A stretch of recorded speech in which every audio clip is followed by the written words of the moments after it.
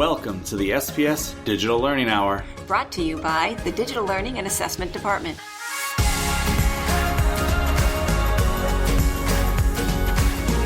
Thanks for joining us today. I'm your host, Mike Thomas. And I'm Suzanne Zargis. We're bringing you the latest news in Springfield Public Schools in regards to technology, along with inspiring interviews from teachers who are using technology in the classroom. We'll also inform you of the latest updates, practices, and news as it pertains to our district. Whether you are new to using technology in the classroom or are a seasoned vet, we are here to help. Coming up next, in case you missed it.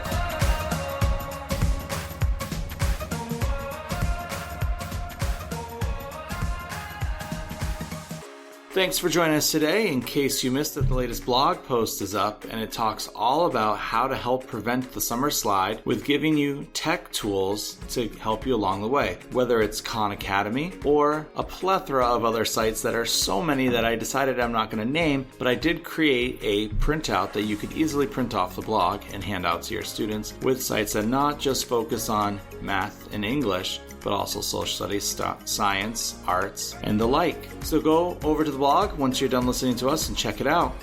That's it for In Case You Missed It. Coming up next, Hot Takes.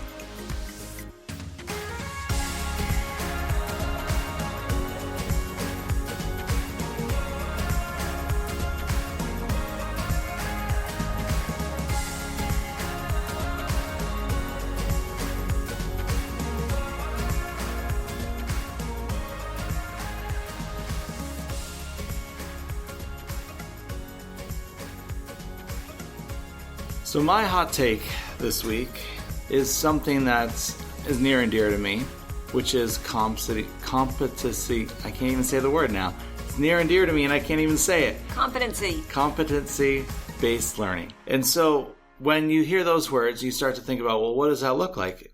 At first, you try to think about the definition of competent, which means that you are able to do at an okay level. Like I can competently drive my car down the street. I can. Don't try to follow me. Does your wife agree with you? My wife does agree with me on that one. So when we think about it in the terms of education, we want our students to leave us going to the next grade competent. We want them to be able to take and move along, and that they are able to have a good, solid base knowledge that they're taking on to them to the next grade. Because I taught fifth grade, this is something that's always been important to me, is being able to say that, tell my fifth graders at the end of the year, we have learned a lot. You hopefully will remember it. You're going to need it.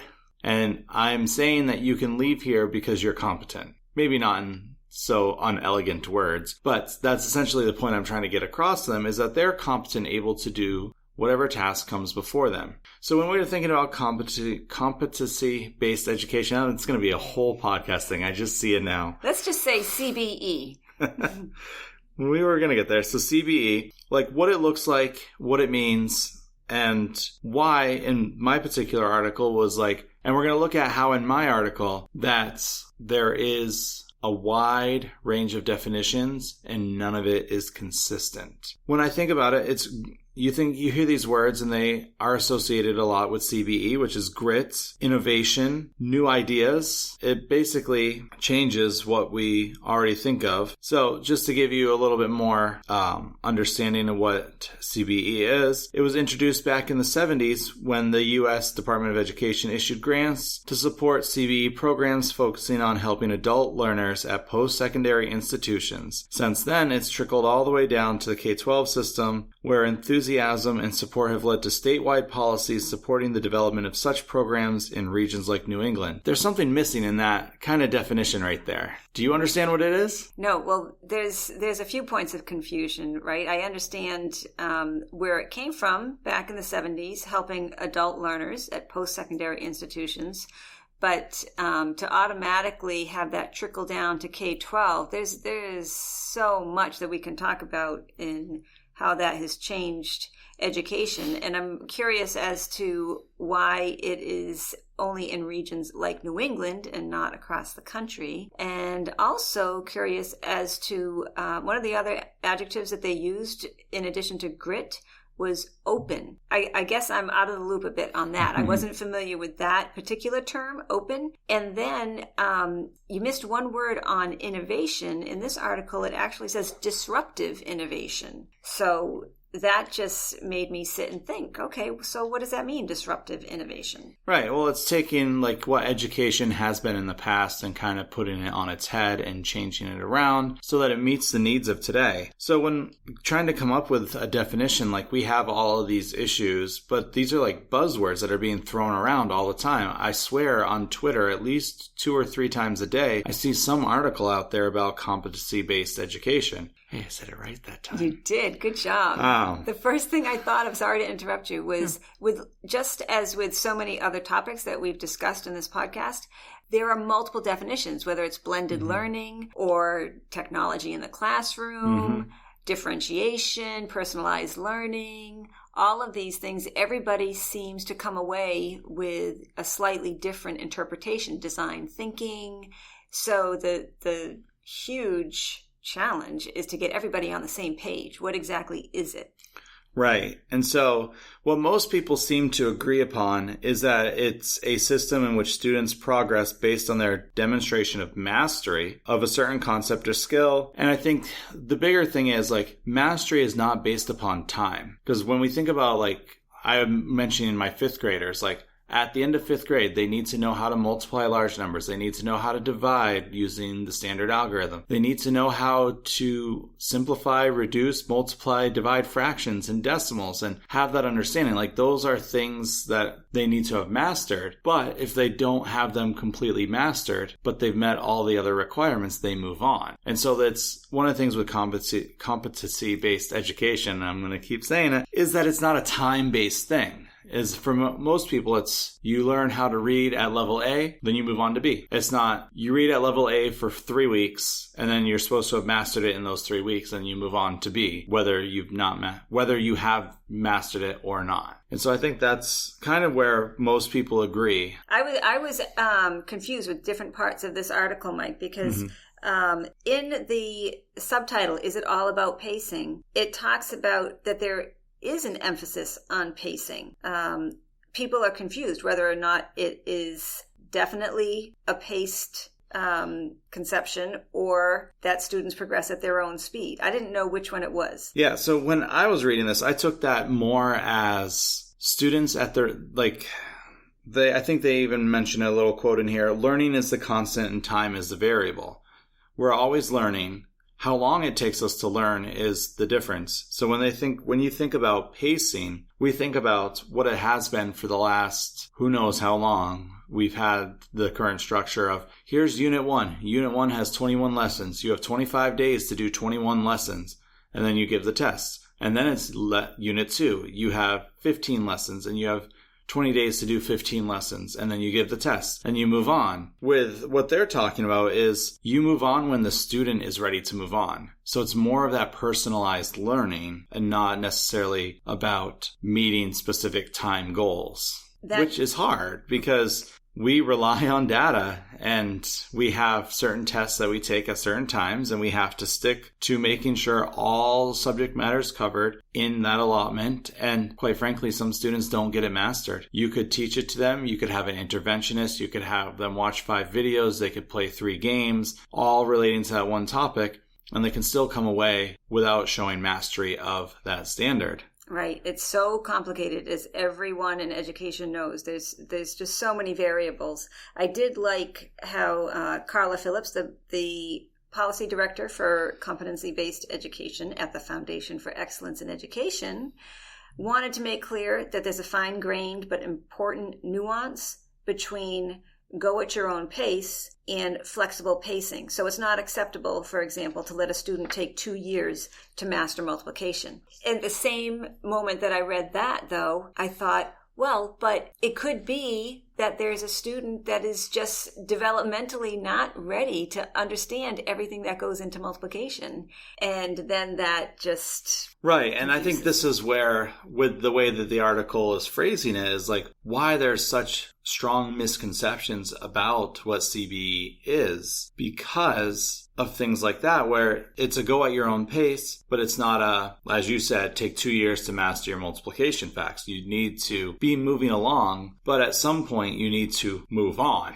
Right. I did like that final sentence in the paragraph where she says the core promise of CBE is to create a system where teachers can provide the instructional support to meet all students' needs, regardless of where they are at. I can take that one sentence away from this whole article and feel good. Yeah, because it comes back to like being able to teach all students at whatever level they're at. And so with that, it comes the thinking that mastery is good. We were talking about mastery last week, and I think that's what a lot of CBE is it focuses on mastering something, but in a timely manner, because when we were at the Burlington conference a few weeks ago, I remember one of the students saying, when the question was asked, how long does it take you to do your homework? They were like, well, if I focus and I don't have my phone next to me and I'm not doing this or multitasking or like it takes this amount of time. If I'm doing all those things, it takes this amount of time. And so I think that's where part of this comes in is like, if they are not focused on what they're learning, of course it's going to take them 2 years to learn the multiplication facts. If they're going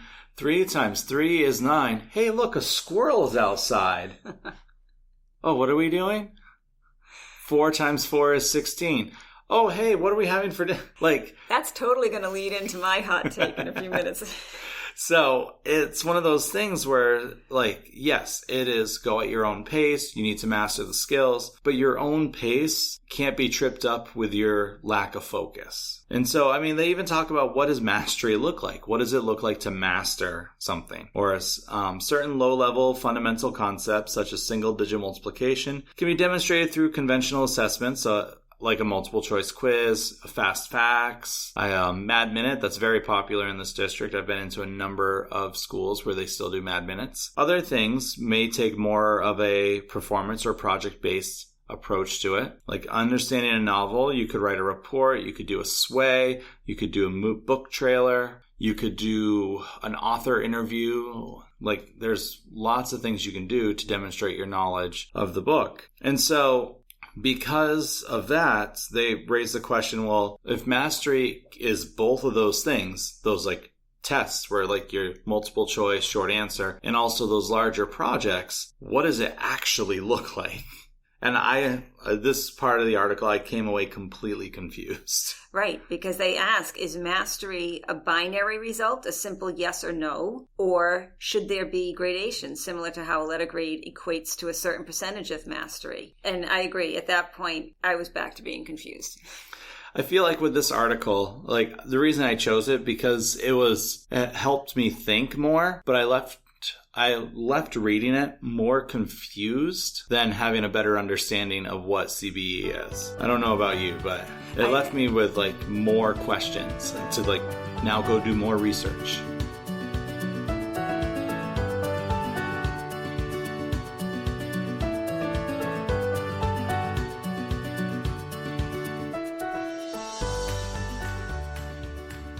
Right, and I think I agree. I walked away feeling fairly confused, but it just reiterates how difficult it is to come up with the right way to assess our students. We're doing the best that we can. We have, what we have in place. We're open to twists on that. We're open to new ideas. We want to try new things, but it's not an easy task. Mm-hmm. So continuing on, because the article is a little bit of a longer article, they talk about effective policy levers, because one of the states that they mentioned was New Hampshire. So I don't know if there's any New Hampshire grads out there listening to us, anyone who went through New Hampshire schools, but in 2005, they were the first state in the country to tie high school graduation requirements to a demonstration of competency in core subject areas, in which a decade later led them to performance-based competency assessments in 6 districts, which I thought was interesting when you look at it, because they were one of the first to grow from that into having a better and deeper understanding. And so I'm like, well, what about Massachusetts? Aren't we always like the innovators in education? We're number one all the time. Why weren't we doing this first? And so I don't know if because I'm not from Massachusetts, so I don't know. I'm from Massachusetts. So, and again, the section prior to this, I ended a little confused. So then when I read that sentence about how New Hampshire became the first state in the country to tie high school graduation requirements to demonstration of competencies in core subject areas, that was my thought. I'm like, what about Massachusetts? I don't get it. I'm confused. What about MCAS? I mean, that assesses students' mastery of content. So I had to Google and search on Massachusetts and competency-based education. And what I found was actually an article from the same organization, the INACOL, which my eyes are not good enough to read what that stands for, International Association for K-12 Online Learning. And there was an article, Massachusetts, Home of the Early Innovators. I was so excited to find this. And this was in May of this year. And now I know that Massachusetts is the only state in New England that has not taken proactive steps toward introducing or advancing competency education statewide, despite there being no significant policy obstacles beyond the end-of-year grade level accountability exams. On a positive note, I can say Massachusetts is home to two of the early models of competency-based education, Diploma Plus and Boston Day and Evening Academy. And there are also a number of other schools across the state using rich personalized learning strategies to engage students in their learning. Chelsea and Plymouth are two towns that do that. And I'll just continue on. There's 6 districts that are participating in the newly formed Massachusetts Consortium for Innovative Education Assessment. We're really slurring our words today.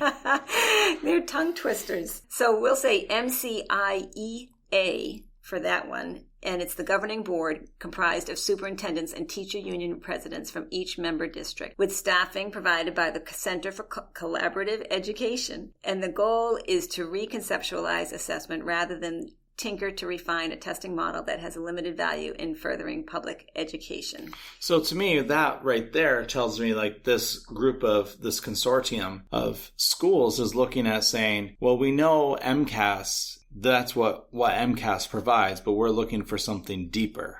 Mm-hmm. And so what school, did you find out what schools were or districts were? Yes, Boston, Lowell, Winchester, Somerville, Revere, and Attleboro. So all on the east coast of the state. Correct. All fairly close together too, if I remember correctly on a map. Yes. So they are kind of taking on what CBE looks like for Massachusetts. So we're in the beginning stages of just understanding this, which is good because I don't understand it at all. Right. Right. So what I did like about your article, Mike, was the section on what role does technology play, and how it talks about personalized learning technology seems primed to support CBE models by allowing students in the same room to work through different content based on their varying skill levels and needs. Mm-hmm. Yeah, I mean, to me, the really only thing that I could come away pulling from this is we need to be doing more personalized learning. Mm-hmm. And I think more ways that we can do that, whether that's using technology to have a way that assesses them along the way, or we create our own spreadsheet, as we talked about a few weeks ago, and have 70 kids in a classroom, which I still do not like that idea. But I imagine that there's more teachers than just one in that room. I would hope, at least. Yes. But just having those processes in place where you're using I.O.E. I.O.E. is a great tool to kind of help students personalize their learning, because they take a test at the beginning, a test in the middle, and a test at the end. And each time they take the test, the program adjusts where they're at, and then they continue their lessons on through. And so their lessons are all based upon the skills that the program has deemed that they need to know. As a teacher, you can go in there and you can say, I want to focus on these lessons right now, or because we're doing this in class, I want to build this part up if they're behind or if they're ahead. It's great for you to see also. I know Khan Academy does kind of the same thing. You have your mastery practices, and then once you've taken those all for the day, then you go into whatever set of lessons you need to complete. So those are just 2 programs right now that kind of help along with personalizing learning. Yeah, there's so many possibilities, and I get very enthusiastic about new ideas and new ways to do things. The one point that I always fall back on, though, is what about the student? As you mentioned earlier, the student that just is not on the same pacing as everyone else. I mean, I know we always fall back on math, but think of certain math concepts that it probably didn't matter how many times the teacher tried to explain it to you, or if you had the entire year to learn it, you didn't get it. How many adults do we talk to that say, oh, I never got that particular concept, whatever it was. I don't want to go to calculus or geometry, right? Where it could have been a combination of factors that I don't think competency-based learning fully touches upon or solves. But is there anything to solve that other than having 5 different teachers teaching a concept in different ways? It's right. So it's one of those balances. I love they put a little coda at the end, which I think summed up the article really well. So the author said, when we say CBE, we're typically referring to 3 different things, says Fisher: philosophy, policy, and practice. There are debates within each of those lenses, and aligning all 3 may well be impossible. And that's kind of how I felt after reading this. It's like, I'm so glad that I read this, and now I have a lot more questions that when I go to do more research later for next year's blog posts on competency-based learning, that I'll have a basis to go from, being like, I have this article and I remember reading these things and I don't understand this. So to me, this would be like a multi-arced blog set, because the 3 things, the philosophy, the policy, and the practice, those are 3 big things on their own. Even as we were reading this article, it was like, there is way too much out there that is not clearly understood.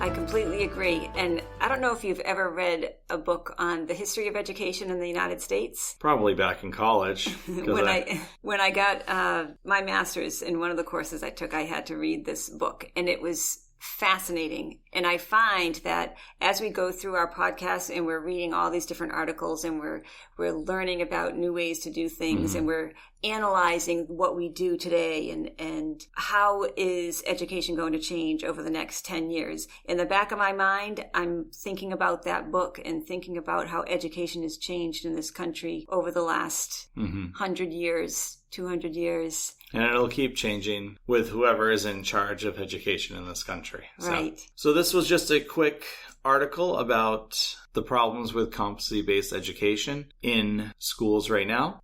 You can find this in our show notes. It's also, I think I liked it and retweeted it on Twitter. So you can also find the article there.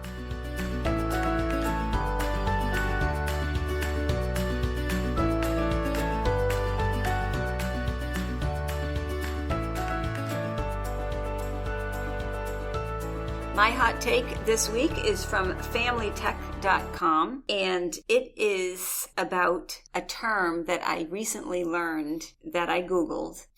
And spent a lot of time on Google this week. Well, that will come into our discussion on what I learned. So we spend so much time on our computers, right, Mike?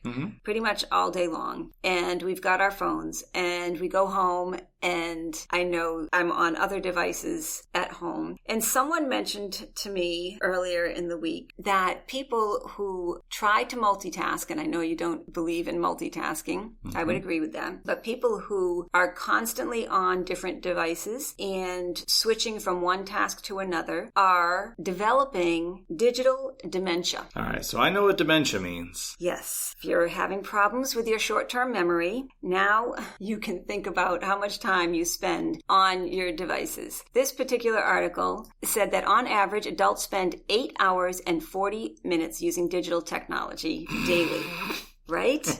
I'm like, so let's see. We're here for 8 hours. And then we go home. And so we're already over 8 hours because we spend most of our time on the computer. So right. It's a lot. It's scary. This means that each day adults spend 20 minutes more with digital technology than they spend sleeping. Now, I know you don't need a lot of sleep. I do need sleep. But still, I'm probably spending more time on technology than I am sleeping. That is not good. Yeah. I mean, I sleep 6 hours a night. So 8 hours is 2 hours more. So I know there's teachers out there who sleep 3 or 4 hours a night. So, and then they're probably on one or two or three devices at one time too. So right. So think of all the information that's going into your brain. You've been a teacher. I've been a teacher. Everything that's happening in your brain. The human brain was not designed to deal with such vast amounts of digitization, and overuse can cause significant cognitive deterioration. Just that sentence alone, causing cognitive deterioration. Here we are promoting technology and all the wonderful benefits of it, which I still believe in, but you've seen me at my desk with, I won't even say how many folders and tabs open on my computer, but that's what my brain is doing, switching from one thing to another, getting interrupted, working on this, working on that. So it's doing something to our brains. And I started thinking, well, what is it doing to our students who are also now growing up in this digitized world and having the expectation of using technology in the classroom and the game-based learning and how all of that works, switching from one thing to another. So in this article, it says short-term memory problems and decreased attention span are just a few symptoms associated with this condition neuroscientists have called digital dementia. So the example you gave earlier of trying to master a skill and how quickly a student will be able to master a skill if they're trying to memorize their multiplication tables and then look out the window, oh, a squirrel, right? Think of that attention factor. And I was thinking of the movie Up. So when I was saying that, I wasn't even equating it to this, but you're absolutely right. It's one of those things where we're so much ingrained to using technology, partly because of our position and partly because of our personality. But I think about how in the last 20, 30 years, there's been a rise of ADHD. That rise has coincided with a lot more screens. 30 years ago, computers were just starting out. 20 years ago, having your own computer was, you had a big box computer with floppy disks and little disks, little hard disks. And 10 years ago, you started seeing laptops with everyone, and then they got tablets and iPhones and smartphones. But we've been seeing this rise, especially with boys, of like having this excess energy. And then we're like, well, they must have something wrong with them, because there must be something chemically wrong with them. And don't get me wrong, there are cases out there. But a lot of times, I see this with my own kids, where on rainy days, when they're inside more, they're not watching more TV. They get their little bit of time. That's it. But they're so full of energy that they just, in some ways, on rainy days, they just want to like push them out the back door and be like, go run around in the rain. They'd absolutely love it. They would love it. But I think that would also help with kind of what they're talking about here, is that's not being able to focus. And essentially they're saying ADHD and ADD. And I don't know, it's one of those things where it's like, oh no. Like, because using technology for learning is so good, but there is like this dark side to it that we don't talk about. Right. And there's so many different ways to look at this. So for our listeners out there, just so you know, I'm not going to end my whole thought process on this article saying to not use technology. The truth is that technology typically won't harm a healthy brain. And the bigger idea behind this particular article is that, yes, even though it's changing our brain in one sense, it's opening up our brain to process in a different way. So the mystery is out there. You know, things are changing and attention spans are getting shorter, and we're not thinking and learning the same way, but that isn't necessarily a bad thing. Right. Well, not the attention thing. The attention thing is not a great thing, because we should be able to something should be able to hold our attention for longer periods of time. Completely agree with that. So, yes. And what I'll state one fact, Mike. I don't know if this struck you the same way that it did me, but again, the digital dementia is the deterioration of cognitive abilities due to overuse of technology. The type of cognitive breakdown found in the brains of individuals who overuse technology can also be found in individuals who have suffered severe head trauma or psychiatric diagnosis. That is scary.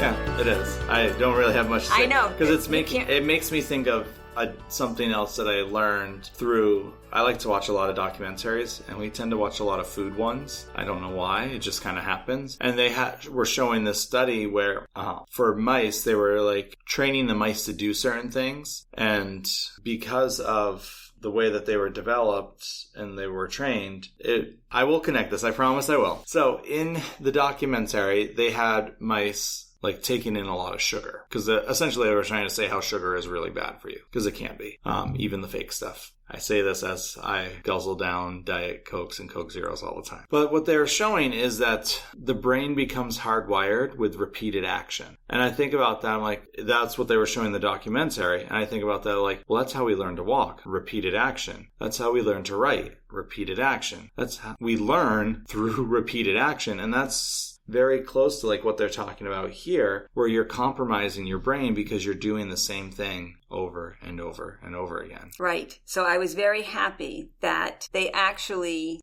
gave you ways to combat digital dementia. The title of this article is 5 Ways to Combat Digital Dementia. The key is, like you said, the brain is used to functioning a certain way repetitively. So it's up to us to consciously make the decision to use the other parts of our brain. Right. And so in their 5 ways, I was like, yes, brain exercises. I know a lot of teachers out there do brain breaks. And some of those brain breaks do involve screen time, because they usually have to like do a dance based on a video, or like they're learning how to stretch, or their brain breaks are yoga or whatever the teacher decides.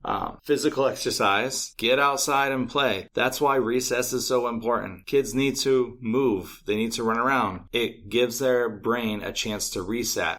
Reading an actual book. So I go back and forth on this because I'll read. You know what my opinion is on that. I know what your opinion is too. And I did see another article recently that supported your opinion. But I go back and forth. Like I'll read sometimes on my Kindle or my tablet, or I'll read a physical book. For me, it's all about cost and how I can get the book.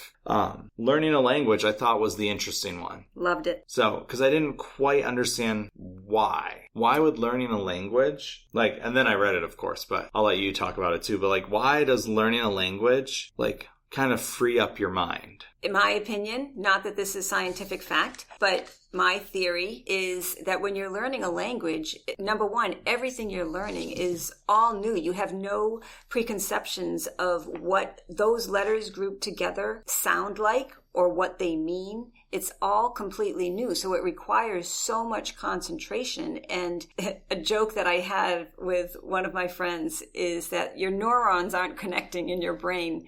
Who knows what that actually means scientifically, but you're connecting new things in your brain that were never connected before. You're exercising your brain in a different way. You're forcing it to do something that's not comfortable, that's not easy. So the learning a language made perfect sense to me. So my article, when I printed it off to read it, it cut off number 5. So what was number 5? Oh, well, you will love number 5 because number 5 is playing an instrument. That one makes a lot of sense to me. So again, I love that they're saying how important it is to balance the use of technology with the arts and music and language and physical movement. Exactly, right? You can't be all or nothing. The playing an instrument requires the use of both sides of the brain. And that's something I didn't talk about that was mentioned earlier in the article, was the 2 sides of the brain. Technology use can help promote the development of the left side of the brain in the form of linear and rational thinking. The right side of the brain is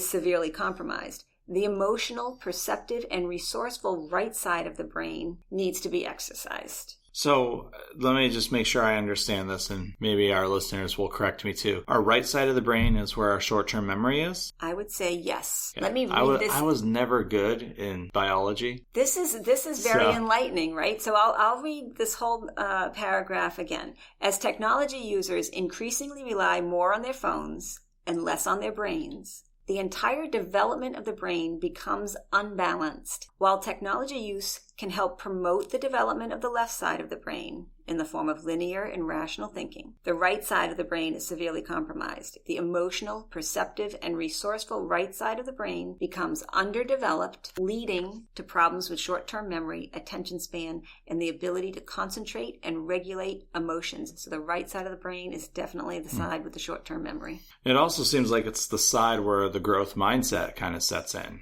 Because if you're not able to control your emotions or regulate them, as they say, and you have a short attention span, I can see students being very frustrated that things aren't going their way, aren't working how they're supposed to, and then blow up. Excellent point. So I agree. So I am going to work on exercising my brain so that I do not develop digital dementia and that I reverse any that has begun to set in. I have kids, so that kind of makes it easy. Young kids, because they're constantly zoom, zoom, zoom, crawl up, knock over. I'll tell you this, my 2-year-old was able to sneak outside. I don't know how he got the door open. I'm thinking the 4-year-old left it open. But my 2-year-old can sneak outside, so they keep me on my toes. So I can't look down at my phone for a second because he's either going to open the fridge or climb on a counter or the table or throw food across the room. Where he got the food, we don't know. He's probably storing it somewhere. So you don't need to worry about this. Not right now, at least. But I think it comes back to the idea, like with having lessons that are based in technology, that can't be the be all end all. And right now, as a district, we're learning and we're growing with using technology in our classroom. There's some classes that it's fantastic for and that it works really well. And that those teachers have really mastered a way of balancing the tech side of it with the hands-on and the movement side of it. For the rest of us who are just starting to integrate technology in there, it should give hope that you don't have to do everything technology-based. It needs to be natural and it needs to flow into it naturally. Because if it's flowing in naturally, it's going to take some of that 8 hours away of the day. Right. And I round it down. But again, for those teachers who are worried that technology is going to replace all the wonderful teaching that they do, they don't need to worry. As I always say, the teacher is always the number one piece in students' learning, and they're going to be the people that help children learn how to balance the technology in their world. So for listeners out there, this is one article. Suzanne actually had 3, but we're going to run out of time if we don't want to talk for another hour and a half like we did last week. So we're going to have links to all of these articles there. Please email us, let us know, leave us messages in the comment sections about what you think about digital dementia and how it's affecting your classroom. Because while we can read about this and try to understand it conceptually, you're out there on the front lines. You're there seeing it every day. You're seeing the results of the use of technology, whether it's in the classroom, students coming in off the bus with their heads down looking at their phones, which is funny. I almost think that's one of the articles. That was one of their pictures, but oh no, it was students standing in the front of the class looking at their phones. Sure, that was staged. I'm sure it was staged. Can't see that actually. That makes me think of chiropractors and how they're seeing more and more children because their heads are down looking at their phones all the time. All these articles will be there in our show notes. Go ahead and check them out. Coming up next is our interview of the week.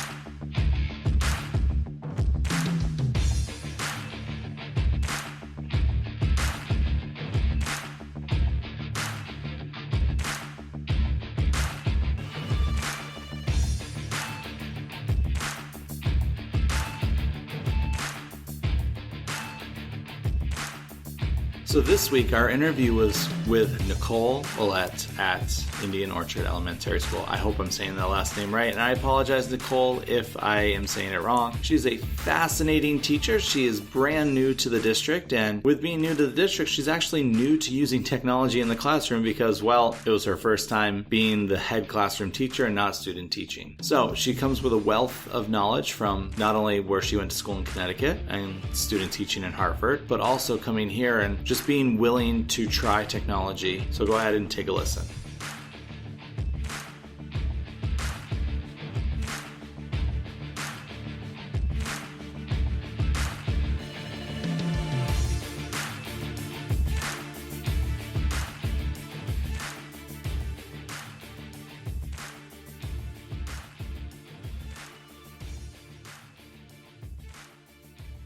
My name is Nicole Ouellette. This is actually my first year teaching, and I teach at Indian Orchard Elementary School in 5th grade.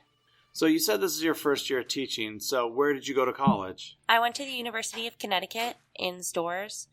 I got my bachelor's and my master's there. Yeah, I graduated this past May. How was college using technology? Well, we had one technology course that was like completely devoted to technology and kind of learning different ways that we can use it, different ways of utilizing our smartboard and things like that, and sort of different sites that we could look at using. All of our classes, like our practicum classes and everything else, really focused on trying to bring technology into the classroom. They wanted to see lessons that incorporated it and just creative ways for us to make learning fun for our students and really engaging. So while you were in college, you took this class. Did you have any classes that were online classes at all, or? Yeah, I had a few online classes. Mostly they were in-person classes just because they really liked the ability of us being able to work with our colleagues. It was a kind of a really close-knit program, so we worked with our cohort a lot. But our online classes were just kind of to make it a little bit more accessible for us. And so we did a lot of working on those. Even our in-person classes had online assignments that we had to kind of write on a discussion forum and reply to each other and show that we were active the whole time. So they always used different forms of technology in our learning, whether it was an online class or an in-person class. So how did you feel about that, especially the online class part? I liked technology, like using it in my learning. Like I said before, I'm a little afraid of technology, so it took me a little bit of a while to get used to it, but it definitely got me used to using it and got me excited about using it in my classroom. Yeah, at first I was afraid of it, and then I really liked learning with it and liked using it with my students. I found that it kind of like made their faces light up when I brought out technology. Like, we're going to play a smartboard game today about math, and like they wouldn't be super excited about math, but it was like, oh my god, a game on the smartboard. Right. So like it was a really big deal. So it's the learning without realizing that they're learning aspect to it. Yeah. So you student taught in Hartford, which is another large urban district. Can you talk about the differences between your student teaching and your first year here with using technology and like your approaches that you took? So student teaching, well, I took a lot of similar things from my student teaching and brought them here that I can use. Something really cool that we have here that I didn't have in my student teaching is that every child has a laptop because we have a laptop cart. So it gives me a lot more opportunity for things that we can do here, because in my classroom in Hartford, we had a class iPad and we had, I think, 4 desktop computers. So there were only a certain amount of students that could use them at a time. So I definitely couldn't do as many cool things with technology for a lesson or for like an independent work project for the students to be able to all be on the computers at once doing something, whether they're working together or using some sort of game-based learning, as far as like I found some games or created some games that are like 2-player or 3-player so they can play with each other, and they've been loving that. But that wasn't something that I was really able to do in Hartford because we didn't have as much access to technology. This is your first year at Indian Orchard here. And in our district, we have a ton of technology tools. What were some of the first ones that you looked at trying to implement into your teaching? Definitely the smartboard, because I was familiar with it. I've used it a lot. I have a BrightLinks board in my classroom, which is really cool. There's a lot of things that I can do with it. So I worked a lot with that, kind of even implementing it into my like vocabulary lessons, dragging words around and things like that. Just using it really in whatever way I can in my whole group or in my small group, and then kind of translating that over to when they were using their laptops. So I would sometimes even like share some of the lessons I did on the smartboard to them so they could use those lessons themselves on the laptops. One of our main tools is Brightspace.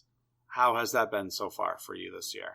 I do use Brightspace for assessments. I've been definitely trying to kind of translate some of my work that I had them at the beginning of the year doing on paper. I've been trying to create those assignments in Brightspace and kind of set myself up to have all of our tools so most of our work can be done online. I have not been using Brightspace as much as I'd like to. I've been using Office 365 a lot, but I do think that Brightspace is a great tool. I had a training on it and I really enjoyed all of the different things that I can do with it. So I've definitely been working towards getting more on that. Sometimes with it being your first year, you just want to make sure that you got everything else set up first. So I totally understand that. So with Office 365, because that was one that you said that you were using, Which tools in particular? I found that my students really love that the document sharing tool. Mm-hmm. So it's a lot like Google Docs, which I used a lot in college to work with my classmates on all of our projects. So when I found it, I thought it was so cool. And the first thing that I did with it was we did a project on different carnivorous plants,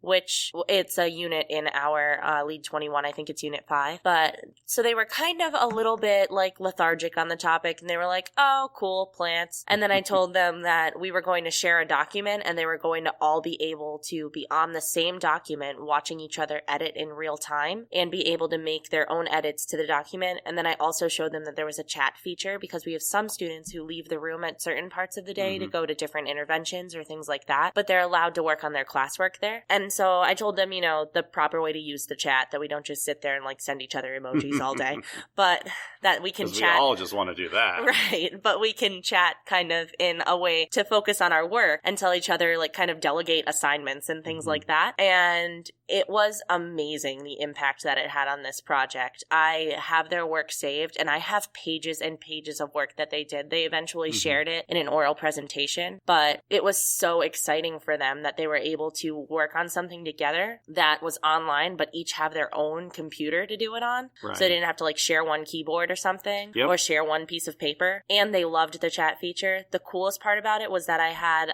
a student who was sick at home, but he knew when we were going to be online working on it, and he logged on. He got the app on his phone, the Office 365 app on his phone, and he logged on at the same time that all of the other students were on, and they were typing to him like, hey, we see that you're online, but you're sick at home. Can you do this part of the project? Because I had them share it with me too, so I could watch. So that's a really popular thing that we have going now. We almost constantly do our work on an Office 365 document. They share it with me, and I can watch their progress. Most of them have the app on their phones now, and they often go on at home and do writing at night. And they love, like, when I log on, like, I was on at like 7 o'clock one night, and I was like, oh my God, so excited to see that you're online. And they were so excited when I wrote to them, like, from my house, like, oh my God, Miss Ouellette's online watching me work from her house.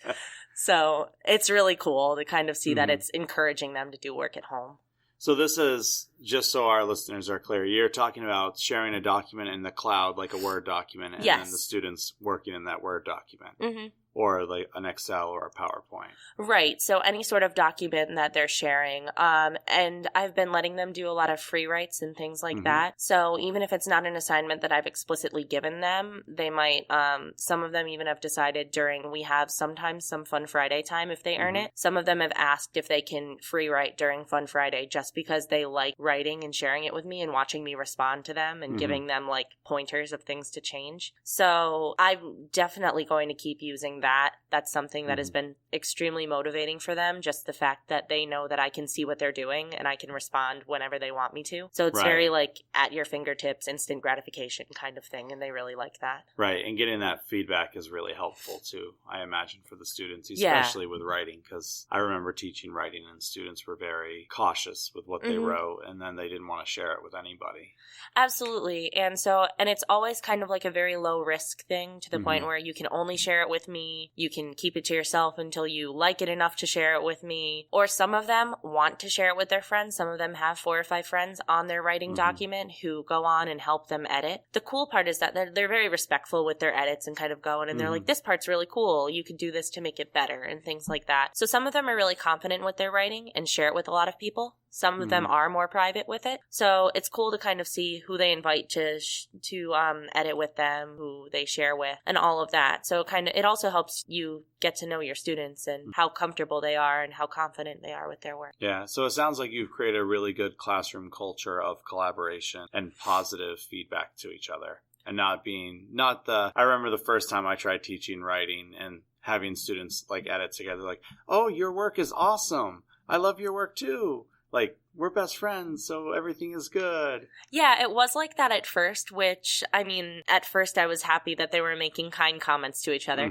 But then at the same time, we kind of got on the topic of, okay, so kind comments are great, but constructive comments make us even better. So you can say kindly, this is really good, but I think this would make it better. Right. So it took a little while, but I think the fact of being able to have each other's documents at their fingertips all the time helped them be able to do that, like reading the same thing over and saying, oh, this is really good. I noticed this time that you could change this that I didn't notice last time, or something like that. That sounds pretty awesome in here. With Office 365, with Brightspace, with Discovery Ed, since we are in the last couple of weeks of school, are there tools that you're going to look at over the summer or the first week before school starts, and that you really want to have a goal of in that first month, I want to be able to do this with my class? I definitely want to explore Discovery Ed more. I used it for some of my whole groups, and I often let them explore Discovery Ed for certain topics that I'm having them researching for their independent work. I do think it's a really helpful and great resource, so I kind of want to see what else it has to offer. And like I said, I do kind of want to look more at Brightspace and add more assignments on there. I even want to be able to have my reading groups kind of split up and have certain assignments in each group for them to go on and use online. I think that assignments online help them be more accountable and are more exciting for them, even if they are just typing up something or just writing exactly what they would be on a piece of paper. Just the fact that they get a computer is really cool for them. So, all right. So my final question for today, and thank you again for taking time in the middle of your day to talk with us. You are a new teacher. You are new to using technology as a teacher. What is one thing that you would tell those that are coming into the district next year, or those who have been here for a while but are afraid of technology? What would you say to them if you had the opportunity to? I would say that I know where they're coming from, because I am coming from a place where I used to be in that standpoint that I was like so afraid of using technology. And I would say not to be afraid of it, to kind of play with it a little bit, explore it. If you don't feel comfortable doing it with your students, do it at home a little bit. And then eventually you can pull it into the classroom, and it might not go as planned the first time or even the second or the third. But I think that your students will kind of understand that at the same time, that if you're trying something new, maybe it won't go as planned. And sometimes still my technology lessons don't go perfectly, but either the students don't notice because they're so excited about the technology, or they kind of are like, oh yeah, technology goes wrong sometimes. And it's just kind of a mutual understanding that you're trying to do something cool for them. Maybe it didn't work this time. You'll try again next time. So it's just, I think it's always a good idea to try and bring technology into the classroom. And so I would say, yeah, don't be afraid of it and just use it when you can, because your students will love you for it. Well, thank you for your time again. Thank you.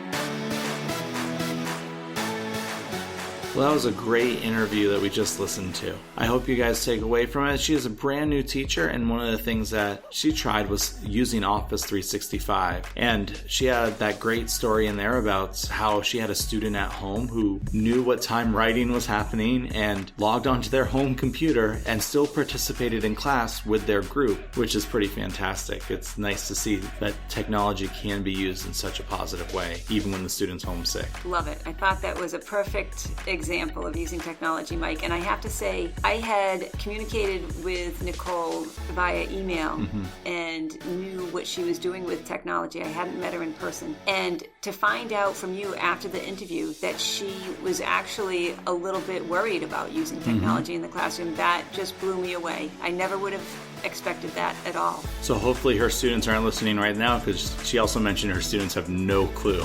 Whoops. So hopefully they weren't listening during this part of the podcast. So thank you again, Nicole, for letting me come crash your classroom at the end of the day. Coming up next is our feedback section of this week.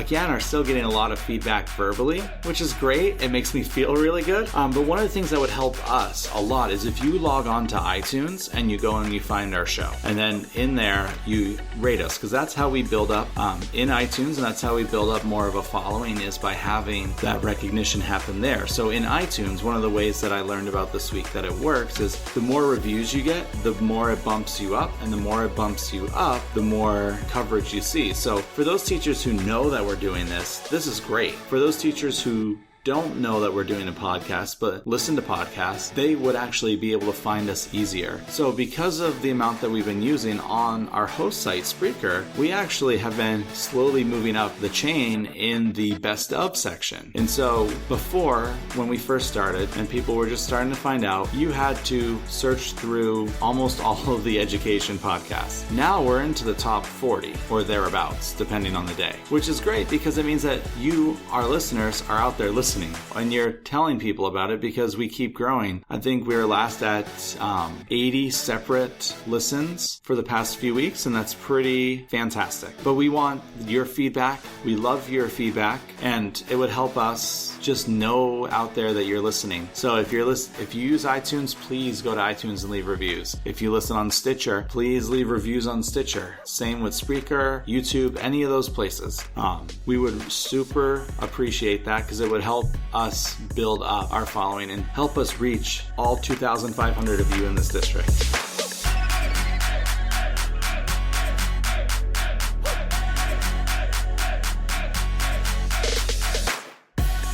So for our question of the week, I think it is very fitting to talk about digital dementia. So what are some of the things that you are doing with your class to kind of help fight this digital dementia? Leave us a note, send us an email at dlasupport@springfieldpublicschools.com. We'd love to hear back from you. I'm Mike Thomas. And I'm Suzanne Zargis. And we'll see you next week.